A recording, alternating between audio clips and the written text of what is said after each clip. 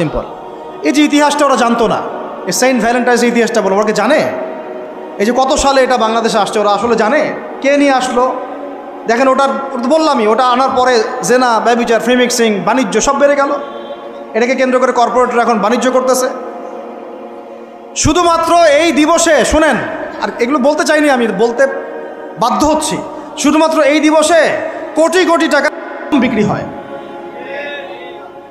জানেন? এটা শুধু শুধু কয়েকটা কান্ট্রির পরিসংখ্যান, সারা বিশ্বের পরিসংখ্যান দিলে তো আপনার চোখ কপালে উঠে যাবে। কি হচ্ছে আর কি হচ্ছে না। যেখানে আল্লাহ রাব্বুল আলামিন বলছেন চোখ নিচু করো, কাছেও যেও না, ওটা তো কোরআনে পড়ে থাকলোই, ওটাকে লঙ্ঘন করে জেনা হচ্ছে, ব্যভিচার হচ্ছে, অবৈধ সম্পর্ক হচ্ছে, প্রচুর ধর্ষণ হবে কালকে। আর ধর্ষণ হলে আমি বলবো শুধু ছেলেটা দায়ী না, মেয়েরাও দায়ী আছে। তোমাকে মাহরাম ছাড়া কে বের হইতে বলছে? মাহরাম ছাড়া একটা মেয়ের হজ ফরজ না। মনে করেন আপনার ঘরে একজন মহিলা আছেন যার মাহরাম নাই, তার উপর হজই ফরজ হয় নাই। তো মাহরাম ছাড়া যার হজই ফরজ হয় না, তাকে মাহরাম ছাড়া এভাবে হোটেলে একটা ছেলের সাথে বাইকে যেতে কে বলছে?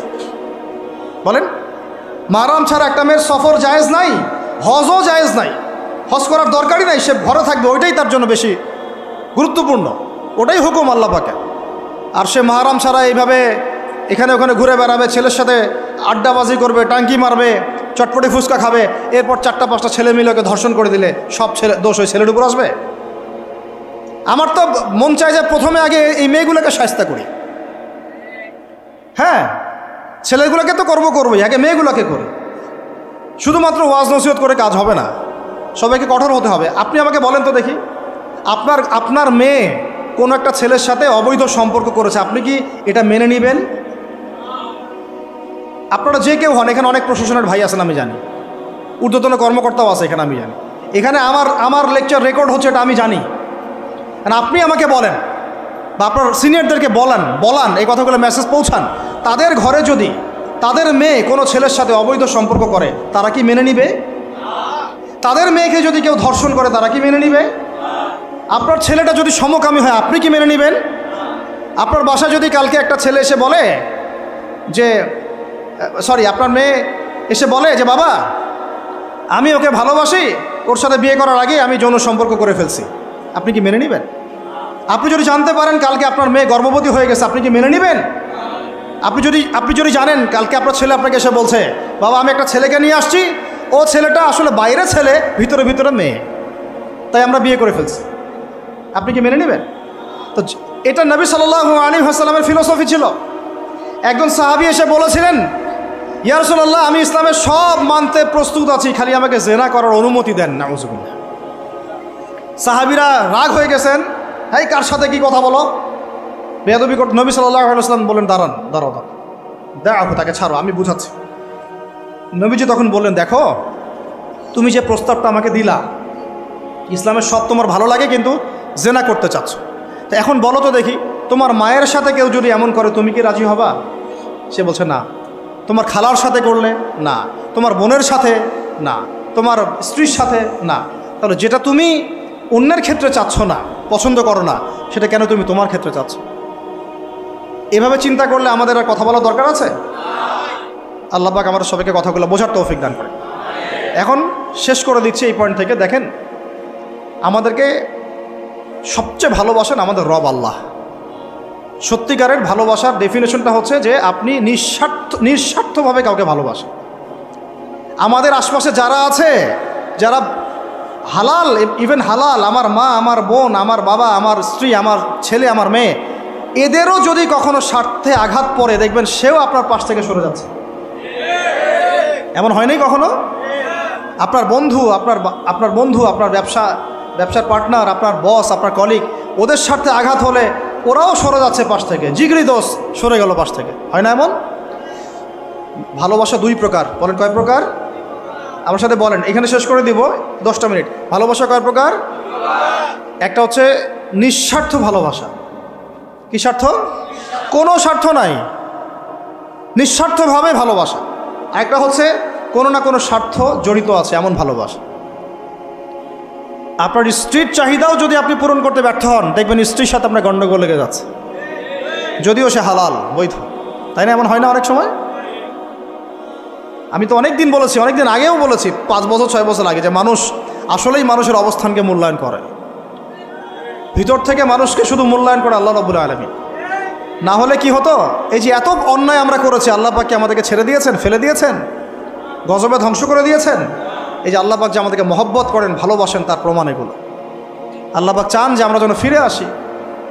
আল্লাহ পাক বলছেন সারা দুনিয়ার সমান গুনাহও যদি সে করে ফেলে, আসমানের সমানও গুনাহ করে ফেলে, খালি তওবা করে ফিরে আল্লাহকে বলবে আস্তাগফিরুল্লাহাল্লাযী লা ইলাহা ইল্লা হুয়াল হাইয়ুল কাইয়্যুম ওয়া আতুবু ইলাইহি। আল্লাহ পাক বলছেন খালেস তওবা করলে গুনাহ তো মাফ করে দিবই, আগের গুনাহগুলোকে নেকি দিয়ে পরিবর্তন করে দিব। না ভালোবাসা না? আল্লাহ পাক সৃষ্টি করেছেন আমাদেরকে ভালোবেসে। কোরআন খোলেন, সূরা সদ পড়েন, সূরা সদের মধ্যে দেখবেন আল্লাহ বলছেন খালাকতু বিয়াদি মা মানাআকা আল্লা তাসজুদা খালাকতু বিয়াদাই, মানে তুমি ইবলিস কেন তাকে সেজদা করলা না যাকে আমি নিজ হাতে সৃষ্টি করেছি? এটা মহব্বতের বহিঃপ্রকাশ না? আল্লাহ আমাদেরকে নিজ হাতে সৃষ্টি করেছেন। আল্লাহ পাকের হাত কেমন এটা আমরা ব্যাখ্যা করতে যাব না, হাতের অর্থ কি সেটাও ব্যাখ্যা করার, তাওয়িল করার দরকার নাই। কোরআনে আসছে যেভাবে সেভাবে আমরা ঈমান রাখবো, ঠিক আছে ভাই? এখানে আবার অনেকে অনেক তালগোল পাকায় ফেলে এবং বিভ্রান্ত হয়ে যায়, এদিকে যাওয়ার দরকার নাই। এখানে বোঝানো হচ্ছে আল্লাহ রাব্বুল আলামিন আমাদেরকে মহব্বত করে সৃষ্টি করেছে। এই পুরো সৃষ্টি জগৎটাই তো আল্লাহর মহব্বতের বহিঃপ্রকাশ। সব কিছু এত নিপুণভাবে চলতেছে, এটা মহব্বতের বহিঃপ্রকাশ না? আমি আপনাদেরকে নিয়ে যদি কোনোদিন কক্সবাজারের সৈকতে তারা দেখাতে পারতাম, তাহলে আমি বুঝাইতে পারতাম আপনাদেরকে যে এই মহাবিশ্বটা ঠিকই আছে কীভাবে। তারার মধ্যে একটা গাণিতিক ক্যালকুলেশন আছে যেটা সবাই জানে না। যারা একটু অ্যাস্ট্রোনমি নিয়ে পড়াশোনা করেছে তারা জানে। আপনার মানে মাথার বিবেকই উল্টায় যাবে যে এত সূক্ষ্মভাবে কিভাবে আল্লাহ রাব্বুল আলামিন এই মহাবিশ্ব সৃষ্টি করলেন। এক চুল এদিক ওদিক হলে পুরো বিশ্ব কায়নাত ধ্বংস হয়ে যাইত। এটা কি আল্লাহ পাকের মহব্বতের বহিঃপ্রকাশ না? আল্লাহ পাক তো বরং বলেছেন পুরো সৃষ্টি পরিবারটাই আল্লাহর আল্লাহর পরিবারের অন্তর্ভুক্ত। সুবহানাল্লাহ। এমনকি আল্লাহ পাক আমাদেরকে বলেছেন তোমরা জমিনবাসীর সবার উপর রহম করো, ইরহামু মান ফিল আরদ ইয়ারহামুকুম মান ফিস সামা। তোমরা সবার উপর রহম করো, দয়া করো। দয়া রহম এটা তো মহব্বতের একটা অংশ। তোমরা সবার উপর দয়া করো, রহম করো, মহব্বত করো। এটা কি হবে? তাহলে আল্লাহ পাক আসমানে যিনি আছেন আল্লাহ পাক তোমাদের উপর রহম করবে ইনশাআল্লাহ। আমরা সেই মহান সত্তার ভালোবাসার থেকে বের হয়ে হারাম এই যৌন ভালোবাসার দিকে যাওয়ার চেষ্টা করেছি। আসলে এটা ভালোবাসা না, যৌনতা, এর দিকে যাওয়ার জন্য এইসব করছি। আল্লাহ পাক আমাদেরকে মাফ করে যেন হেদায়েত দান করেন। আল্লাহ পাক কত ভালোবাসেন এটা নিয়ে বলতে গেলে আজকে রাত শেষ হবে। দেখেন আল্লাহ রাব্বুল আলামিন আদম আলাইহিস সালামকে সৃষ্টি করেছেন, করে সমস্ত নাম শিক্ষা দিয়েছে। নাম মানে হলো ইলম। নাম মানে কি? ভালো না বাসলে আল্লাহ পাক কাউকে সবচেয়ে সেরা কিছু দান করেন? সূরা ৩ আল্লাহ পাক কি বলেছেন? ওয়া তিন ওয়া জাইতুন, এগুলো শপথ করে লাকাদ খালাকনাল ইনসানা ফি আহসানি তাকওয়িম। মানুষকে সবচেয়ে শ্রেষ্ঠ কাঠামো আল্লাহ পাক দিয়েছে, দেন নাই? তো কাউকে যদি মহব্বত না করা হয় তাকে আপনি সবচেয়ে সেরাটা কি দিতে পারবেন? আল্লাহ পাক আমাদেরকে মহব্বত করেন, ভালোবাসেন, এবং আল্লাহ চান আমরাও যেন তাকে মহব্বত করি, তাকে ভালোবাসি। এবং আমরা যদি কাউকে ভালোবাসি আল্লাহর জন্য ভালোবাসবো, কাউকে ঘৃণা করি আল্লাহর জন্য ঘৃণা করব। মহব্বত আল্লাহর জন্যে, ঘৃণাও কার জন্যে? আল্লাহর জন্য। আল্লাহ পাক সমস্ত ইলম শিক্ষা দিলেন, এটা কি ভালোবাসার বহিঃপ্রকাশ না?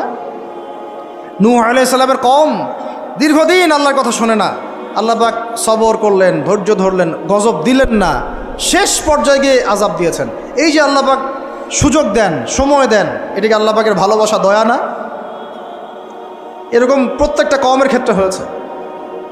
আমি তো ফিল করলাম এই ভালোবাসা নিয়ে ঘাটাঘাটি করতে গিয়ে যে আসলে আল্লাহ পাক যে আমাদেরকে সবচেয়ে বেশি মহব্বত করেন তার সবচেয়ে বড় নিদর্শন কি জানেন?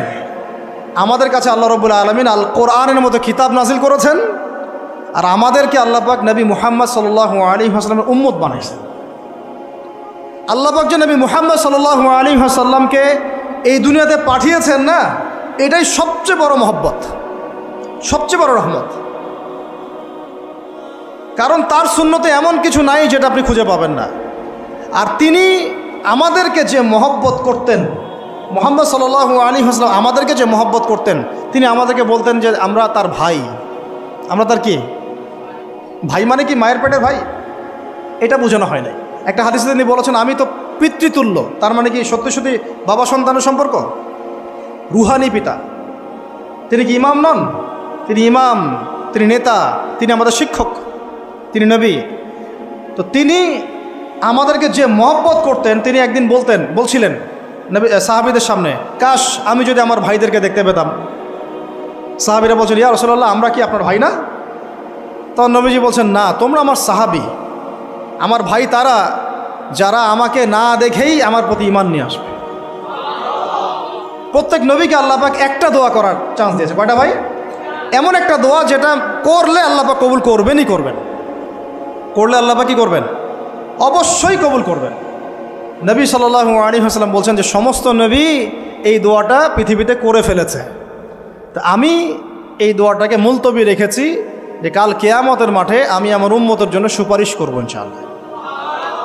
এবং নবী সাল্লাল্লাহু আলাইহি ওয়াসাল্লামের সুপারিশে বহু কবিরা গুনাহগার মুসলমান যারা জাহান্নামের ফয়সালা হয়ে গেছে তাদেরকে আল্লাহ পাক কিছুটা শাস্তি ভোগ করালে হলেও আবার জান্নাতে নিয়ে আসবে ইনশাআল্লাহ। তো তিনি আমাদেরকে মহব্বত করেন না? করতেন না? চিন্তা করে তাহলে আমরা তার দিনকে কি মহব্বত করলাম, আমরা তার হুকুম হাকামের বিধিবিধান সুন্নতের কি মহব্বত করলাম, চিন্তা করেন। একটা হাদিসে নবীজি স্পষ্ট করে বলছেন এটা আমাদের জন্য একটা কষ্টি পাথর। এটা একটা কি কষ্টি পাথর। তিনি বলছেন, লা ইউমিনু আহাদুকুম, তোমাদের মধ্যে কেউ মুমিন হইতে পারবে না। কি হইতে পারবে না? মানে প্রকৃত মুমিন হইতেই পারবে না তোমরা। হে আমার উম্মত, তোমাদের মধ্যে কেউ প্রকৃত মুমিন হইতেই পারবে না যতক্ষণ না হাত্তা আকুনা আহাব্বা ইলাইহি মিন ওয়ালিদিহি ওয়ালাদিহি ওয়ান নাসি আজমাইন, যতক্ষণ না আমি মুহাম্মদ সাল্লাল্লাহু আলাইহি ওয়াসাল্লাম তোমাদের কাছে নিজের কি সন্তান, নিজের বাবা মা এবং সমস্ত মানব জাতির থেকে বেশি প্রিয় না হচ্ছে। হাদিসটা আবার বলি, নবীজি বলছেন কেউ ততক্ষণ পর্যন্ত প্রকৃত মুমিন হতে পারবে না যতক্ষণ না আমি মুহাম্মদ সাল্লাল্লাহু আলাইহি ওয়াসাল্লাম তার কাছে তার সন্তান, তার পিতা, এমনকি সমস্ত মানব জাতি থেকে বেশি প্রিয় না হচ্ছে। আর আমরা যারা আগামীকালকে এইটার প্রিপারেশন নিয়েছি, আসলে কি আমাদের কাছে নবী প্রিয় বেশি না আমাদের দুনিয়ার স্বার্থ বেশি প্রিয়?